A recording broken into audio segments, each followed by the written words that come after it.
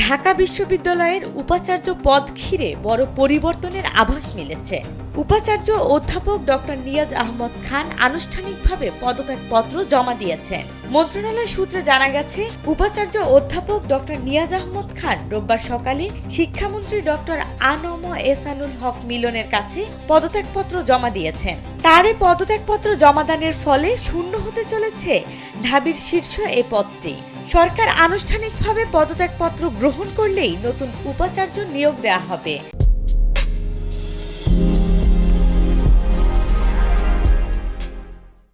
আর সেই নিয়োগ ঘিরে ইতোমধ্যে ক্যাম্পাস জুড়ে আলোচনা শুরু হয়েছে, যাতে এগিয়ে রয়েছেন বিশ্ববিদ্যালয়ের 5 জ্যেষ্ঠ শিক্ষক। এদিকে আলোচনায় এগিয়ে থাকা 5 শিক্ষকের মধ্যে রয়েছেন ঢাকা বিশ্ববিদ্যালয়ের উপাচার্য অধ্যাপক ডক্টর মামুন আহমেদ, যিনি বাংলাদেশ জাতীয়তাবাদী দলের সাধারণ সম্পাদক হিসেবে নিযুক্ত ছিলেন।